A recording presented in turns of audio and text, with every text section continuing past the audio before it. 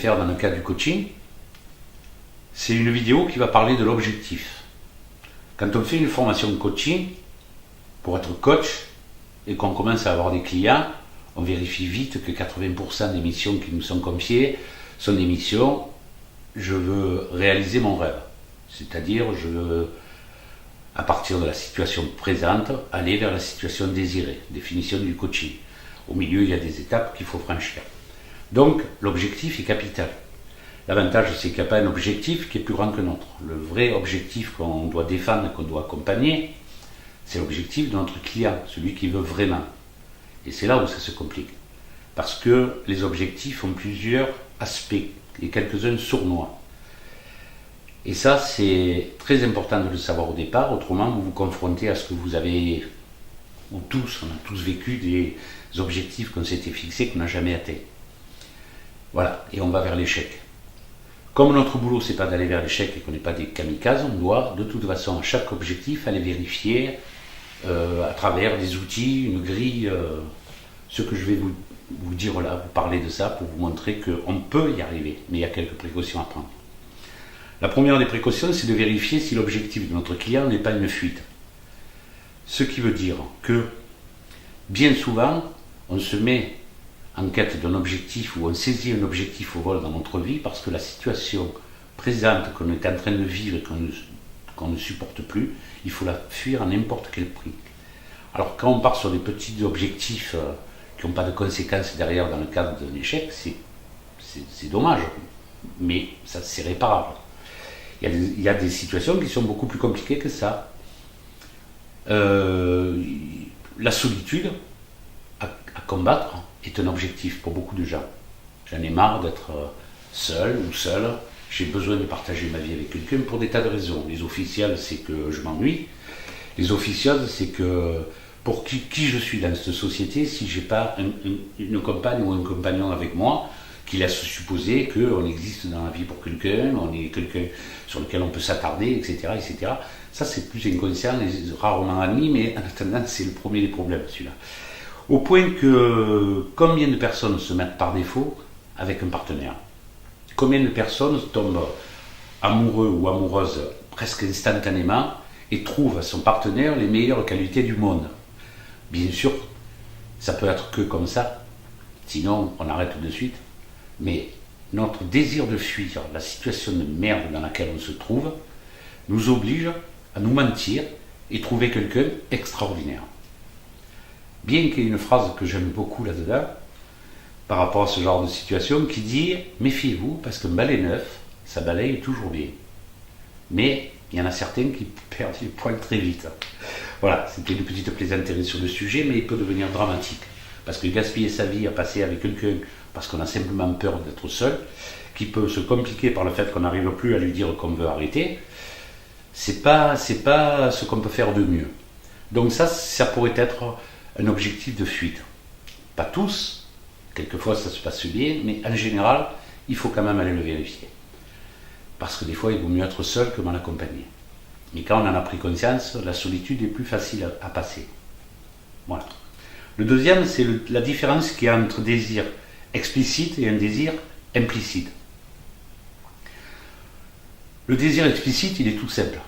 J'ai eu l'occasion de rencontrer, c'est des faits vécus. Je suis allé dans une clinique spécialisée dans les gens obèses et j'ai passé une semaine là sur la demande de mon ami qui était le directeur avec une conférence le soir pour leur expliquer ce qu'on pouvait trouver ensemble dans le choix d'un objectif qu'ils aimeraient atteindre. Et j'ai rencontré à peu près 40% des gens qui étaient présents à la conférence la semaine qui a suivi. En réalité, quand je posais la première question, alors quel est votre objectif de vie? C'était le poids. Ils me donnaient leur poids à perdre dans les 15 jours, 3 semaines, 3 mois. Et des poids, c'était pas des petits trucs d'amincissement pour préparer le maillot de l'été. C'était des poids de 40, 50 ou 60 kilos. Première partie du questionnaire, c'était ben oui, mais je veux perdre mon poids parce que ça me fait mal aux articulations, j'ai chaud, je trouve plus rien pour m'habiller, ma santé en prend un coup, enfin, que des trucs évidents bien sûr. Mais on n'allait pas plus loin que ça. Donc grâce à des outils, on ne va pas en parler là, ça serait trop long, mais grâce à des outils, je me suis là appuyé sur l'hypnose ericksonienne Et je suis allé plus loin, j'ai passé cette barrière d'interdit que je sentais avoir dans les personnages que je questionnais. Et dès qu'on est arrivé à passer ce mur, on s'est vite aperçu que les personnes, le vrai objectif, c'était de dire j'en ai marre d'être seul, j'en ai marre de ne pas séduire, j'ai honte de moi, j'ai envie de rencontrer quelqu'un, j'aimerais partager la vie avec quelqu'un. Et là, pour un coach, c'est pas d'aller coacher les 40 kilos à perdre, ça c'est le boulot du diététicien. Un coach, il doit avoir le courage de dire à une personne, mais moi je ne vous accompagne pas sur un régime, je vous accompagne sur le fait de rencontrer quelqu'un. Votre régime, on le garde, puisqu'éventuellement il peut vous aider. Le bonheur, le succès du bonheur, c'est pas le poids que vous faites. Ça peut aider au début, voilà, c'est évident, et pour des tas de raisons. Donc, ça peut devenir qu'une étape sur notre objectif. Le vrai objectif, c'est de rencontrer quelqu'un. Et là, on peut passer un contrat d'accompagnement pour dire qu'est-ce qui vous manquait jusqu'à aujourd'hui pour arriver à avoir ce problème-là qui vous faisait réfugier chaque fois dans une prise de poids, ou souvent, quand c'était pas hormonal ou maladif, c'était souvent parce qu'on se vengeait sur le frigo, quoi. Donc ça, c'est la situation explicite, c'était je veux perdre du poids. Le désir implicite, profond, et qu'on n'a jamais arrivé à dire à quelqu'un par manque de confiance en soi, et c'était ce fameux désir implicite. Donc mettre à jour le désir implicite et le transformer en projet et en objectif, c'est déjà une première victoire. Cette première victoire doit après s'installer dans une grille de précautions à prendre avant de partir.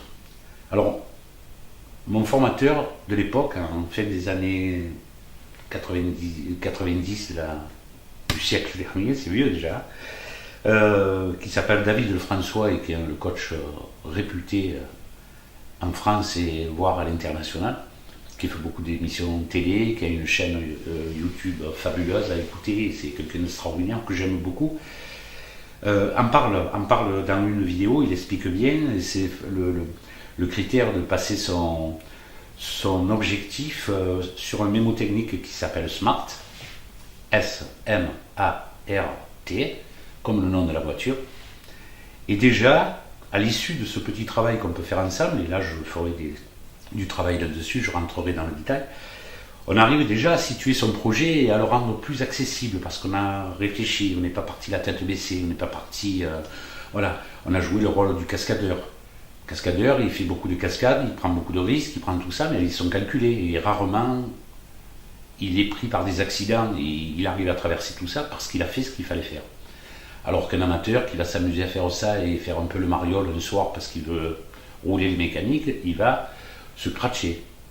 Parce que rien n'était prévu et c'est souvent ce qu'il arrive quand on part sur des objectifs qu'on n'a pas trop réfléchi. Donc le projet SMART, c'était...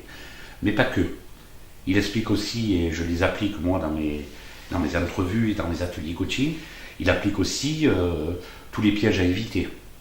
Il applique aussi tout le prix à payer pour faire ça. Il faut la prise de conscience que si on veut enfin obtenir cet objectif, on fait ce qu'on n'a jamais fait dans la vie. Apporter toujours les mêmes réponses aux problèmes qu'on rencontre donne toujours le même résultat. Si un jour on se dit j'en ai assez de perdre et qu'on veut gagner, il faut apporter d'autres réponses, autrement on va se retrouver avec le même résultat. Donc voilà l'objectif, vous voyez, ça en est encore un. Voilà le but de ce travail, de cette prise de conscience. Qu'un objectif, il doit, in fine, être transformé en projet wow, parce qu'on a pris conscience qu'on pouvait le faire à travers ces filtres-là. On a vérifié que c'était le nôtre vraiment, et non pas l'objectif de quelqu'un d'autre. C'est le troisième point que j'avais oublié de vous dire, qu'il faut aller vérifier. Est-ce que c'est vraiment votre objectif?